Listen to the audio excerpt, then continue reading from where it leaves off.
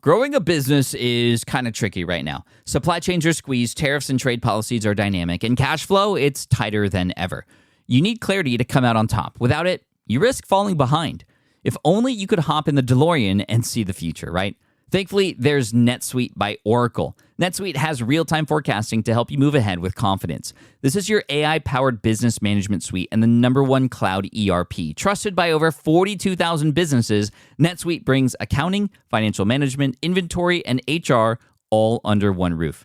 It's your single source of truth, giving you the data and control you need to move quickly. And with AI built in, you can automate the busy work and focus on strategy. NetSuite helps you see what's stuck, what it's costing you, and how to pivot fast. If I were running a business with a lot of moving parts, I'd use NetSuite for full control over everything. Tame the chaos with NetSuite. If your revenues are at least in 7 figures, download the free ebook, Navigating Global Trade, 3 Insights for Leaders at netsuite.com/SPI. That's netsuite.com/SPI. The perfect product launch. It's the goal for every brand marketer. High heat, fast sellout, and fans posting recipes like trophies. What do Sydney Sweeney's soap drop, Taylor Swift's tickets, and your next launch have in common? Well, they're not bought, they're bragged about. Fanfare turns your drop into a moment. Fanfare cues real fans, blocks bots, and builds launch experiences worth screenshotting. Want hype without the heartbreak? Get Fanfare's 5-step hype drop playbook with our proven success formula and make your next launch unforgettable at fanfare.io/playbook. Again, fanfare.io/playbook. I personally don't like storytelling in email. It's a newsletter, not a novel. When we try to tell stories, suddenly our 10th grade English teacher is behind us saying, don't forget the beginning, the middle, and the end, and don't you dare say anything that you didn't say in the first sentence, right? And so instead of trying to write a story, just try to be relatable. And no, I didn't say be interesting. Being interesting is really, really hard. Being relatable is super easy. One of the best things that you can do right now online is to bring relatability to what it is that you're doing. And if you combine the information that you're sharing to help your audience achieve a goal with relatability and personality, it's a winning formula. What's really interesting is today we're going to talk about email and bringing your personality into email. Today with Liz Wilcox. Liz Wilcox, you can find her at lizwilcox.com. She specializes in helping people make money from their email lists, and you'll see right away, right at the top of the show, you get a sense of her personality. In fact, if you go to her website, you'll get a sense of that as well. We do talk a little bit about that too. Relatability, personalization, those kinds of things are what is winning online today. And I'm so happy to bring Liz on. This is Smart Passive Income session 731. And I hope you enjoy this conversation about something that is usually dry and boring. And you'll get to hear how interesting and amazing Liz is and how fun email and how easy email can be. I've talked about it for years now. And if you haven't yet gotten on, the email is one of the most important things that you can do train. Well, maybe it's because you need to hear it from somebody else. So here is that somebody else, Liz Wilcox. You're listening to the Smart Passive Income Podcast, a proud member of the Entrepreneur Podcast Network, a show that's all about working hard now so you can sit back and reap the benefits later. And now your host. He finally started watching One Piece and is only 150 episodes in out of 1,000. Pat Flynn. With running your own business, legal questions always come with the territory. Like, can I use this contract or agreement? What do I do if a client doesn't pay? Am I even structured the right way for taxes? Instead of Googling your way through legal landmines, imagine having a law firm ready to address your business's legal needs without the sticker shock. That's what you get with Legal Shield's small business plans. Legal Shield helps entrepreneurs access real legal help on contract reviews, collection letters, business formation guidance, and even help navigating IRS audits. Members can schedule consultations, upload documents through the app, and get support from a provider law firm that knows small business laws in your state. Plus, consultations on taxes or trademarks help you stay ahead of potential problems. And if a client is late on a payment, Legal Shield steps in with professional collection letters so you can protect your hard-earned revenue, all for a fraction of the price of hiring a lawyer on your own. Go to LegalShield.com/SPI or call 833-570-9980 to learn more and get big business legal support without a big business budget. That's LegalShield.com/SPI. Do you know the secret to businesses that are scaling faster than ever? They're using Upwork to tap into a diverse pool of skilled freelancers across various industries. With Upwork, you can find specialized freelancers in marketing, development, design, and more. Experts who are ready to help you take your business to the next level. I've personally used Upwork myself and can vouch for it. Posting a job on Upwork is easy. With no cost to join, you can register, browse freelancer profiles, get help drafting a job post, or even book a consultation. From there, you connect with freelancers that get you and can easily hire them to take your business to the next level. Upwork makes the entire process easier, simpler, and more affordable with industry-low fees. Post a job today and hire tomorrow with Upwork. Visit Upwork.com right now and post your job for free. That is Upwork.com to post your job for free and connect with top talent ready to help you grow your business. That's Upwork.com. Again, Upwork.com. Liz, welcome to the SPI podcast. Thank you so much for being here today. Oh my gosh, are you kidding? Kids, I finally made it. You finally made it. You know, for those of you who are listening and can't see right now, I just have to describe. When we asked you to fill out your bio, you said, you know, you love the beach and also everything 90s. And then as soon as we got on video, I was like, yep, the 90s thing definitely comes through. I see an NSYNC poster and all these other things back there. You even have the headband on with the earrings, Chris Kirkpatrick, everything. I love it. What is it about the 90s that you just enjoy so much? It's fun. It's nostalgic. I was born in 1988. So NSYNC and, you know, Survivor and all of that back in the day stuff just takes me, you know, being a kid is so hard. And so those were kind of my escapes. So when I did, this is actually my third business. So when I decided to start my own personal brand, I was like, I'm bringing all the fun with me. And so I just love that every day I get to come to work and not only like do the thing I love, but live in nostalgia. I love it. I think that's a great example for just being you, especially when it comes to a personal brand. I mean, you want to attract the people that like you for you. How comfortable were you putting that into your personal brand, all the 90s stuff and everything, you know, NSYNC, et cetera? Was there any worry of, well, I might be pushing people away. They might think I'm strange or weird or anything like that? Well, people are going to think that anyway, I think. But like I said, this is not my first business. And in my first business, I cater to men in their 60s. If you can't tell by the sound of my voice, I'm not a man in my 60s. And so in that business, yes, I was like, they don't care about NSYNC. Maybe we'll talk about Aerosmith and AC/DC, right?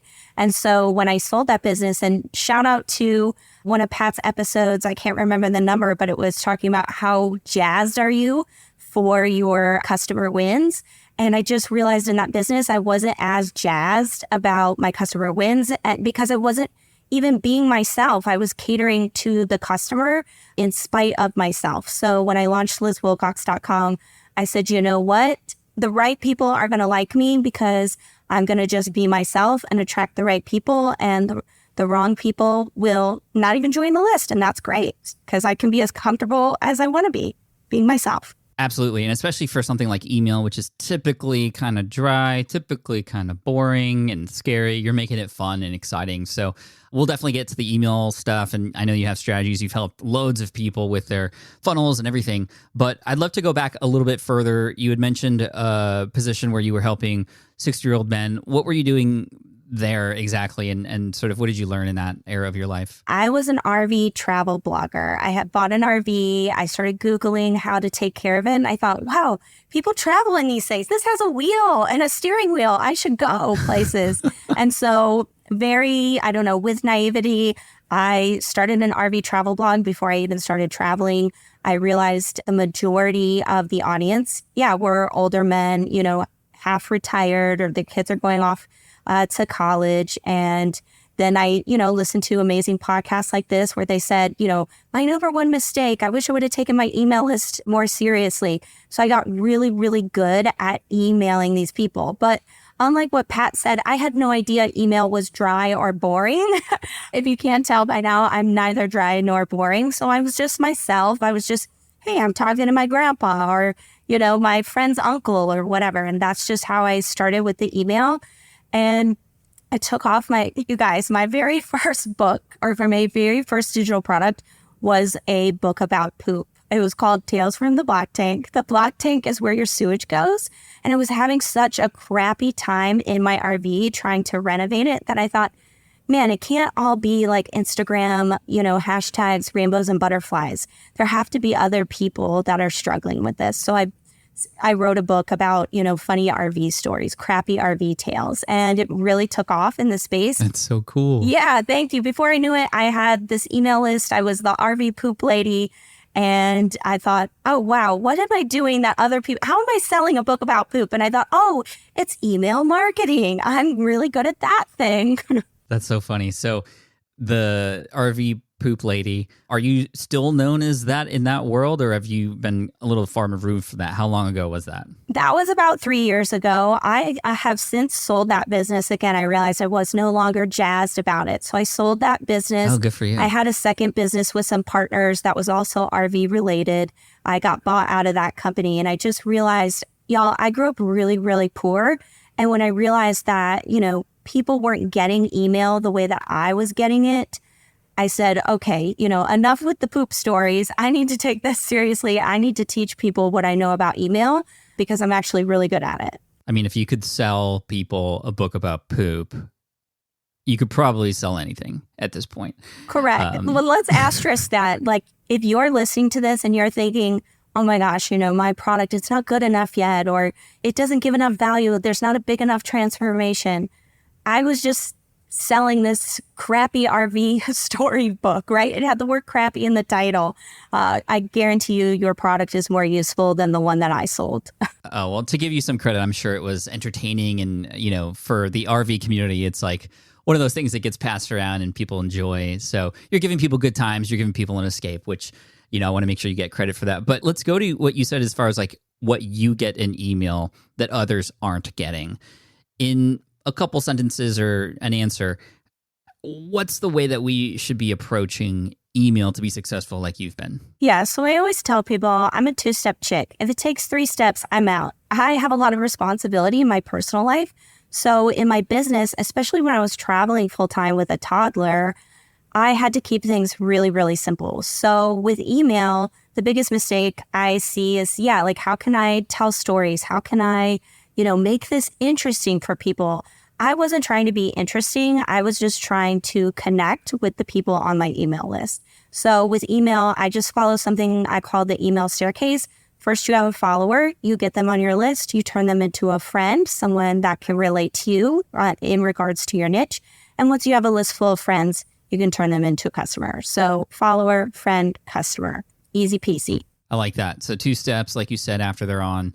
What would be a way to relate to a person who just joins in your email list? They're kind of maybe there because you have a lead magnet that's related to a problem that they had, and that's the solution. But how do you keep them opening their emails and feeling like you're a person more than just that solution? How do you go about doing that via email? In your welcome sequence, I highly advise you to write in a way that shares your personality, your vision for your potential customer, and a little bit of your values. So your personality, obviously, Pat, right off the bat, you can't see Liz, but holy crap, she's got in sync, she's got this headband, she has a look. Look her up, right? So obviously, you don't have to have a Liz Wilcox personality to have a personality. There's something about you that sets people apart. There's a reason why you listen to Smart Passive Income versus another podcast. There's something about Pat that you like, right? And so think about your personality, and this can be really surface level, something that you drink or pop culture, something that you love from the past. Your vision, I like to think of it as if someone is walking across the stage of, Liz Wilcox University, Pat Flynn University, what is that degree you're handing them? What is that vision that you have for your perfect customer? For me, it's make money with email. I don't care about your social media. I'm going to say this, but I don't care about your podcast. I don't care about anything. All I care about is that you make money with email by the end of our relationship. So what is that vision? And then, of course, your values. Now, we live in this amazing market right now where people want to buy from other people. We're tired of, giant corporations lying to us and, spending millions on millions of dollars at the Super Bowl to prove to us that they're real people. They're not. I'm not going to get into that. But you, as this one person show, or maybe you have a small team, you have this advantage against those other giant corporations to say like, hey, these are my values. One of mine is inclusivity and another is accessibility. And so in my welcome sequence, I say, hey, I've got this $9 membership. It's $9 not because it's garbage, but because I value everyone. I want everyone in on this email game. And I say that right off the get-go because I want people, the right people that align. If you're a high ticket coach and you have other values, you're probably going to unsubscribe. And that's a good thing. So at $9, what is it exactly that you're offering this membership? So my membership is an email template, is a newsletter template. I specialize in writing newsletters. And I realized, hey, when I do this for clients, it costs way more money than when I started out I could ever afford. And so I write a weekly newsletter template, Mad Lib style, delivered straight to your inbox, $9 a month. Nice. Newsletters is something that has been around for a while.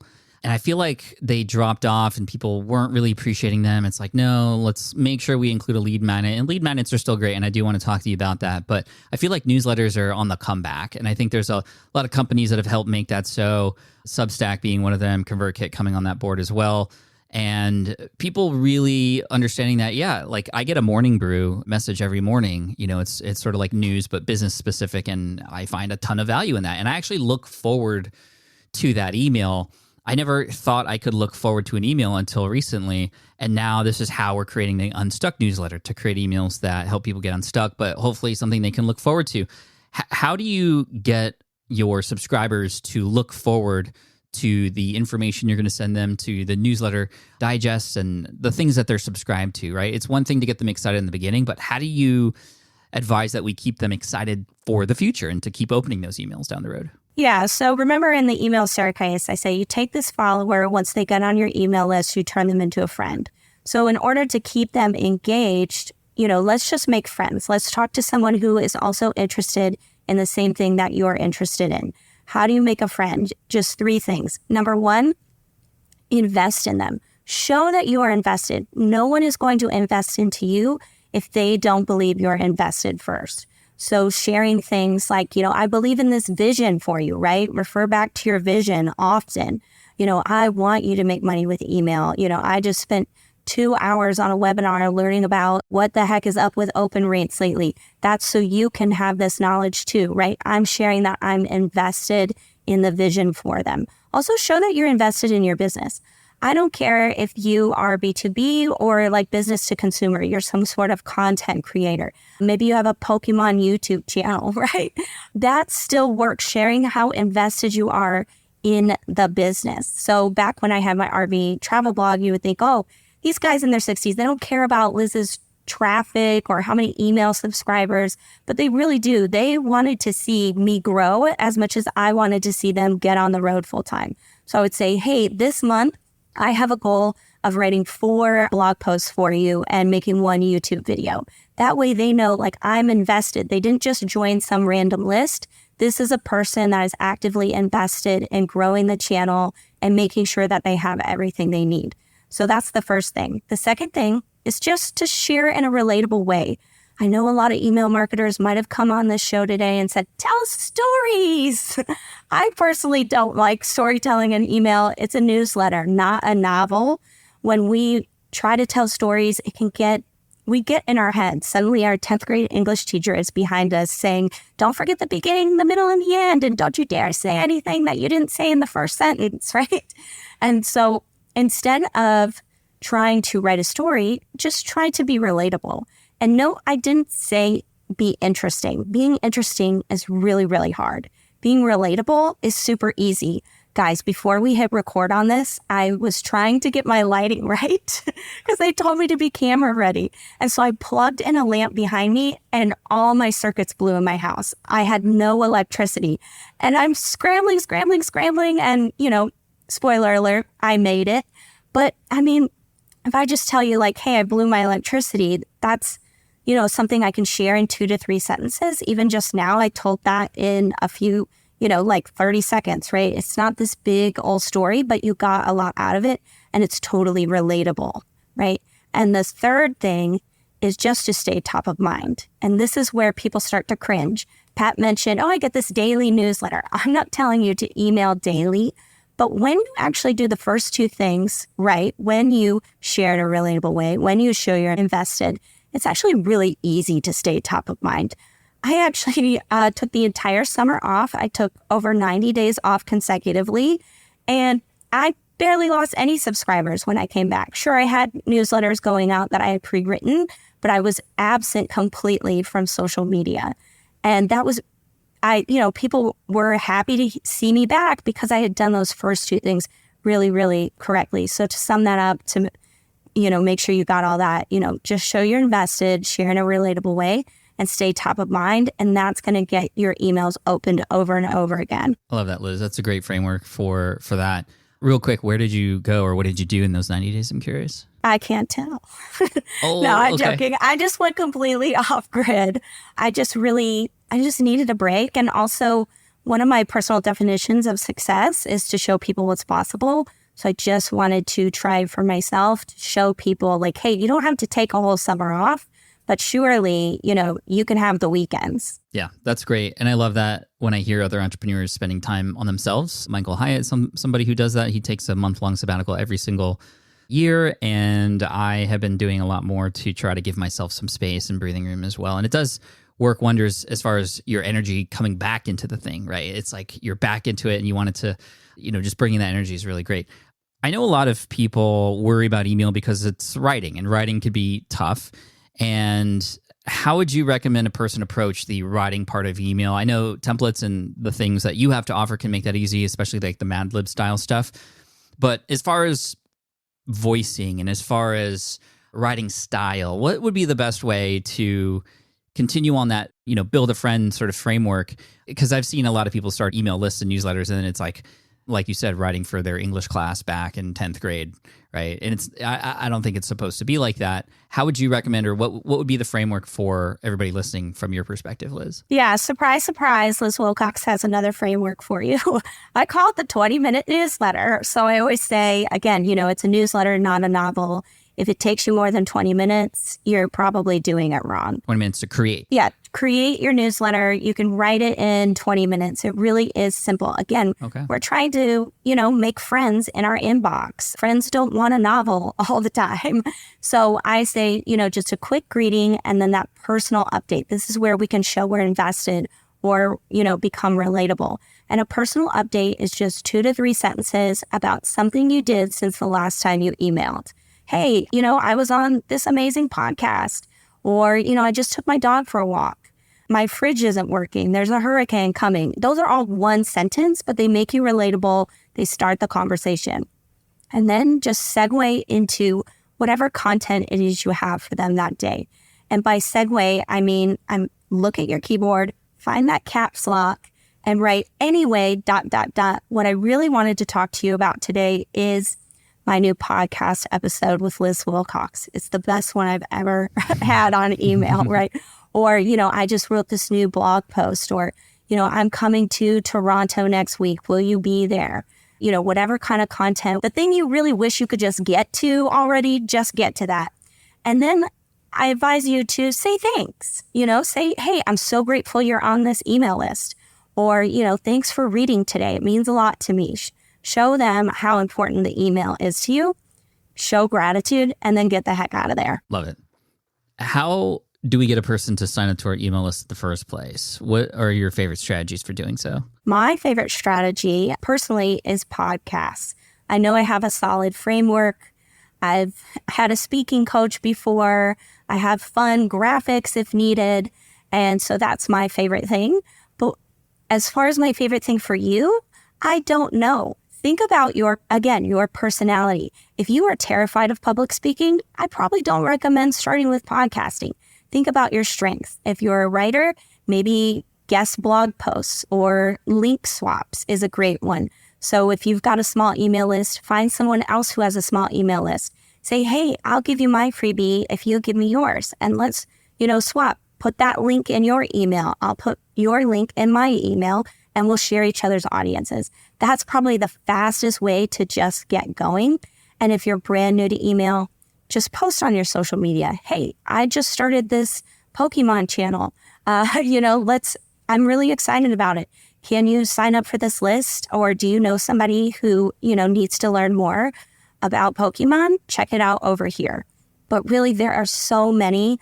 I recommend probably just, setting a 10-minute Google timer, typing in list building strategies, and your gut is going to tell you which one is the best. Yeah, I agree with that. I mean, there's, like with anything, hundreds of different ways to go about it. But if you keep swapping between one and another, and you don't give it time and you don't invest in it and you're not excited about it, well, then it's definitely not going to work. And so I'm on your media page now because it's not a podcast that you have that you're talking about. It's podcasts that you're on, similar to how you're on this podcast today. Is that correct? That's correct. You guys, I have been on almost 300 podcasts in the last 2.5 years.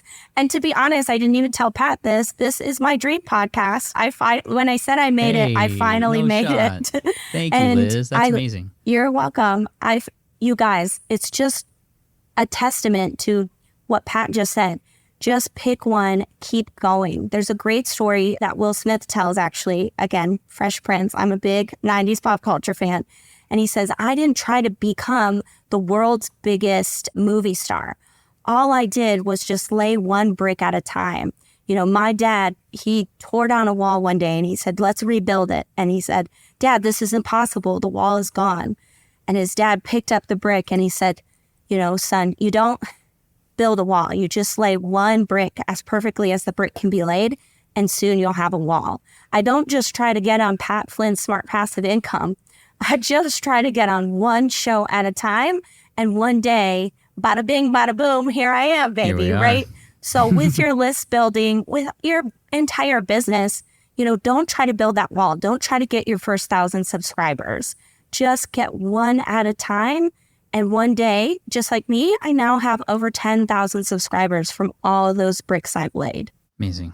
Thank you for that again. And I'm on your media page right now, and it's definitely, again, apparent that you include your personality in everything you do, from getting to the bottom of the page and it says, oops, you did it again, which is, of course, a Britney Spears nod. And the button literally says, hit me, baby, one more time. And that's the best copy I've ever written. I can't top it. I love that. But above the page where you talk about what podcast you've been on, I see a little reference to the Fresh Prince of Bel-Air lyrics, which are so very famous for us 90s. I'm an 80s baby as well, but grew up in the 90s. Anyway, I could spend days on this just kind of poking around and seeing all the little fun Easter eggs. But I do want to ask you about lead magnets. This is, of course, something that still works today, but it has changed. When I started email in 2010, I created a 30-page ebook, which was about ebooks, and I included that as a free gift for anybody who signed up. And it worked really well because that information wasn't available anywhere else. And later that became an 80-page ebook, and soon over time, nobody wanted that thing anymore because we don't have time to download and read an 80-page book. What has been working has been things that are much shorter. What are your favorite things to offer in exchange for an email when it comes to building your list? Yeah, not an 80-page guide. Guys, the world seems to, only become like more and more stressful, right? So exactly what Pat said, something short and actionable is best. I like to think of it, remember I said, what's your vision, right? They're walking across the stage of Liz Wilcox University. I'm handing them that degree in making money with email. Now, for your lead magnet, take it back to the very first day of class. They just sat down at the desk. What are you giving them? What is their first assignment? Or what do they need to know to just take that baby step with you? Because you want to deliver that quick win, right? For me, it's a welcome sequence. It's templates. It's already written for you. Just take it and go. And it's in a Google Doc because I know most, online entrepreneurs nowadays work in Google Docs. So think about your ideal person, right? Pause the podcast right now. What is your vision actually? Now, what do they need on the first day of class in order to succeed, X amount of time down the road? That should be your lead magnet. Now ask yourself, what format is best? If I work with single moms, I'm definitely not, doing a 5-day challenge, right? Maybe I'm doing a quick 5-minute meditation so that they can just zone out for the next 5 minutes, right? Something like that. Think about your ideal person. What format is best? How much time do they actually have to invest in the lead magnet? And how can you deliver that quick win to get them to that vision one day. That's great. Thank you for that. Now, when it comes to a person who is now a friend of yours, who is a subscriber, how do you go from friend to customer? What is perhaps a sequence or a strategy that you can share to accomplish that? So the very first thing, the easiest way to increase conversions is just in your welcome sequence, let them know you're actually going to sell to them. In one of your emails in the first few days, just tell people straight up, hey, baby, I'm going to offer you free and paid products. And then if you already have these products, you can sub-bullet, like my $9 membership, like my workshop, like my private podcast service or whatever, right? And no one's going to buy off that email. This is setting the expectation, just like every single podcast episode Pat does. He says, today we're going to talk about, he has show notes, right? He's setting the expectation. You have to do that in your welcome sequence. Set the expectation that you're a business. I'm getting riled up because so many content creators, especially, Pat's on this YouTube adventure now, isn't he? So many YouTubers will never make money outside of their advertising dollars because they set the expectation of free content. They set the expectation that I make money from ads and you watch my videos. And that's it. So many failed launches because the expectation is not there. So set that expectation right away. And then just follow that 20-minute newsletter framework I shared and sprinkle in sales when you feel it's appropriate. If you've got a flash sale, do a flash sale. P.S. Don't forget, if you want to go further on XYZ topic, I actually have a workshop coming up. Or, you can buy this pre-recorded workshop. Just keep it casual, but with the expectation that, hey, when you're ready, I'm ready to take it to the next level with you. I love that. And on the YouTube thing, I see that same exact thing happening all the time. And unfortunately, you can't always control how YouTube pushes out your videos or controls your ads. There's been a lot of people who have been hit by invalid traffic ad thingies on YouTube that just reduce their revenue literally like overnight. We've seen this happen all across the board. So email is definitely, and I say this all the time, it's also an insurance policy, right? If something happens on a platform or if your website gets hacked or whatever, you have now still your list, your friends and potential customers who you can move somewhere else. And this is why I'm so bullish on email, and I'm glad we're having this conversation today. What would be some of the bigger mistakes that you see a lot of your clients doing when it comes to email? How do we sort of get over those so that we can get to the results faster?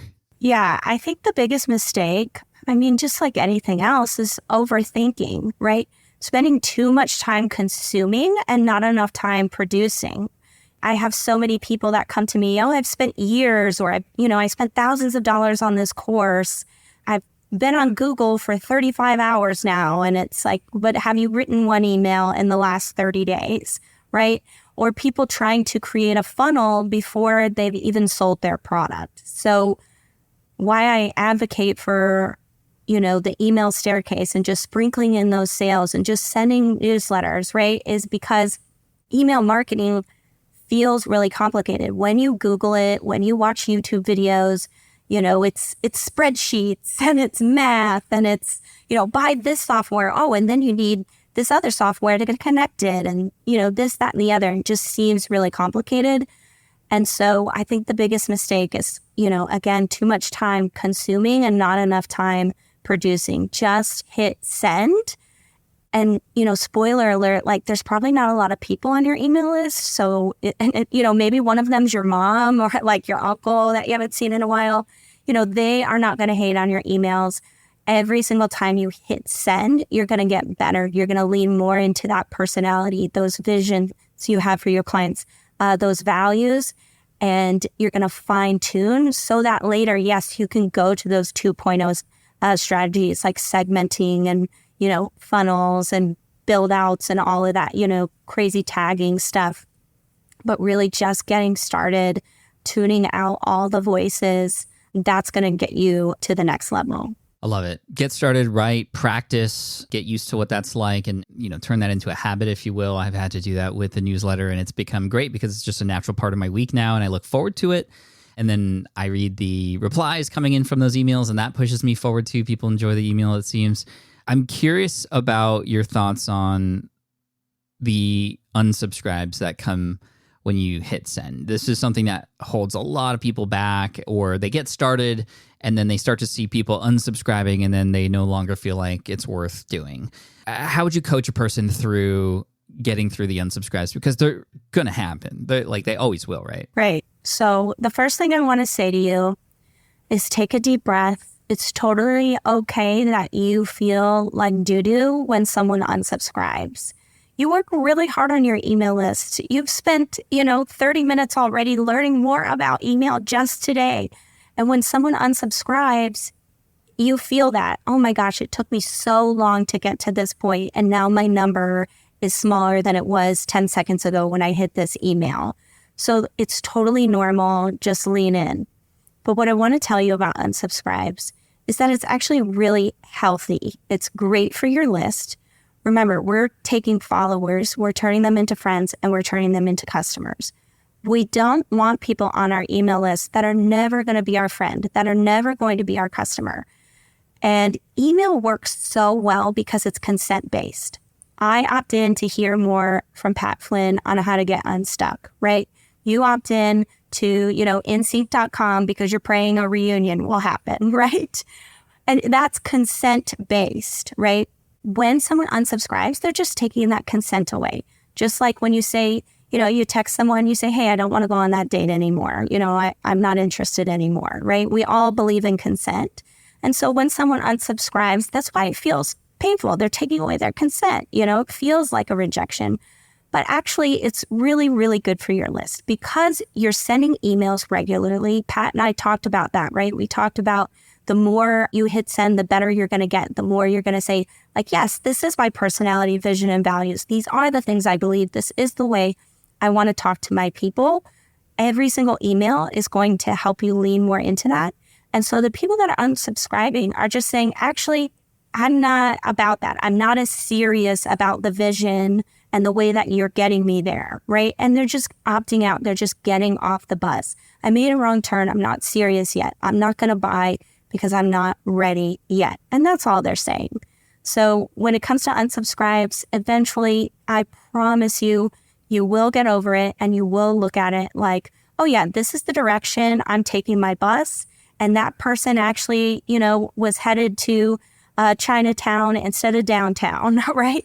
And so it's going to feel a lot different. In the analogy of the school, right, and you handing a degree to somebody, the analogy would be, they took a year of class with you and they decided that they wanted to go a different route. And so you wouldn't want to keep them in your university anyway, right? You're moving them People change forward. Majors all the time, right, Pat? Oh, yeah. Absolutely. Absolutely. And so it can be tough because we see those numbers and it just seems like, wow, 214 people rejected me today.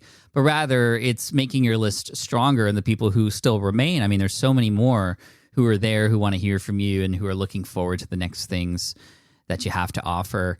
I'd love to know, sort of mechanically, if you will, how you write your emails. Are you writing in a Google Doc? Are you writing directly in an email program? What's your method for doing that? One day I'm going to be burned at the email marketing stake. Y'all, I just write directly into my email service provider because, again, I'm a 2-step chick. If it's 3 steps, I just can't do it. Anything that gets your butt in the chair, hitting send, that's what you should do. I know a lot of people, never write your email in anything other than a Google Doc. It's like, okay, well, that's great for someone who's been writing for 4 years and has had to lose emails over the last 4 years. But I really just want you to get started. And even now, after 7 years of being in business, owning 4 email lists, I still literally just write in good old ConvertKit and, pray the internet gods love me today. And I'm able to send that email out. So you're a ConvertKit fan as well? Oh, yeah. I've never been on any other platform. That's great. A shout out to ConvertKit. I'm an advisor to the company. And of course, we're affiliates here at SPI. So if you want to go through our affiliate link, you can. But I also want to push people toward you and what you have to offer. What can people expect and where should they go, Liz, from here? Yeah, sure. Of course, I'm an email marketer. I would love for you to get on my email list. You can go directly to lizwilcox.com. There's a hot pink button in the top right-hand corner. You can't miss it. You'll get an entire welcome sequence already written for you, templatized. That's kind of my thing. It's going to show you how to lean into that personality, vision, and values and exactly where to put that in the welcome sequence. You also get 3 newsletter samples directly from my $9 membership. One to show you how to get people to click, another to show you how to get people to reply, and the third is an example of how you can get people to buy directly from your newsletter. And if that's not enough, I know you're getting hung up on subject lines, so I give you 52 subject lines for a year of email prompts. You can't help but hit send. LizWilcox.com, hot pink button. You can't miss it. Love it. I have one more final, very important question, Liz, and that is, what is your favorite NSYNC song? My favorite NSYNC song is I Thought She Knew. It's a cappella, and it shows off their 5-part harmony, which is why they're the best boy band of all time. Oh, yes. Sing it, Pat. Sing it. Turn it up, guys. That's my favorite one, too. I love the acapella. You know, they're known for their dancing, but they can sing. Yeah. They didn't form officially until they got the 5-part harmony because they consider themselves singers before performers first. Love it. It's just so good, Liz. It just comes out always. And you can check it out on the website, LizWilcox.com. Check out that big bright pink button. You see how easy she made that? She's like, go to LizWilcox.com, find the big pink button. There's like 2 steps. That's it. Just 2 steps, just like you talked about. So you're practicing what you preach. You don't just talk, you walk the walk too, Liz. So thank you so much. Everybody go check out the website. Go check out Liz and let her help you with email. Liz, thank you so much for coming on today, for inspiring us and for making things easy, breaking it down. We appreciate you so much. Yeah, thank you. Can't wait to see what everybody does with email. Let's go. Let's go. All right, I hope you enjoyed that interview and conversation with Liz. Liz is awesome. And again, just her 90s personality or 90s nostalgia personality comes out, and it's really great. It's very relatable for people my age and for people who enjoyed those kinds of things. And it's interesting because I proposed that question earlier, which was, well, aren't you pushing people away? And I wanted to come back to that real quick here at the end. By the way, make sure to go to LizWilcox.com, hit that pink button on the upper right-hand corner for some free email swipes and stuff. But the position of, well, you know what, I don't want to put all of myself out there because I'm going to push people away. Well, when you draw a line in the sand or when you push people away in that format or in that way, you're also bringing people in. You're allowing people to connect with you more. And those are the things that are going to be relatable, and those are the things that stand out, because there's other people providing the same kind of information. I mean, in most cases, we're not discovering anything new. We're just kind of rewriting it or rehashing it in some way. But when you put relatability to it and your own personalization on top of it, and you are fully yourself, now people have something to grab onto. So I really appreciate this conversation today. And also, if you want to check out our affiliate link for ConvertKit, you can, smartpassiveincome.com/ConvertKit. And all the links and everything will be mentioned on the show notes at smartpassiveincome.com/session731. Again, smartpassiveincome.com/session731. Man, 2 back-to-back amazing conversations in these interviews this past week. Last week with Brian Lubin, this week with Liz Wilcox. I am so excited for what's to come. So make sure you hit subscribe so you don't miss out. And I appreciate you. Until next time, keep on keeping on. Love you. Peace. Thank you so much for listening to the Smart Passive Income podcast at smartpassiveincome.com. I'm your host, Pat Flynn. Sound editing by Duncan Brown. Our senior producer is David Grabowski, and our executive producer is Matt Gartland. The Smart Passive Income podcast is a production of SPI Media and a proud member of the Entrepreneur Podcast Network. Catch you next week. Have you dreamt about being your own boss, but still haven't made the first steps to making that dream a reality? Well, I get that. Starting a business can feel super overwhelming with legal forms, paperwork, finances. It's a lot. And that's why I'm excited to tell you about Taylor Brands. Taylor is a complete business builder designed to make launching your business simple and stress-free. You can register your LLC in just minutes, keeping your personal assets and the business assets separate from day one. From there, you get access to everything you need to get off the ground. Legal documents, licenses and permits, invoicing and bookkeeping tools, and even a 100-day business coaching program, all designed to help you hit the ground running. You'll also get a free personalized business plan, branding tools, and so much more. And of course, listeners of this show get an exclusive 35% discount to get started. All you have to do is head to taylorbrands.com/SPI. That's TAILORBRANDS.com/SPI. Stop dreaming, start building with Taylor Brands.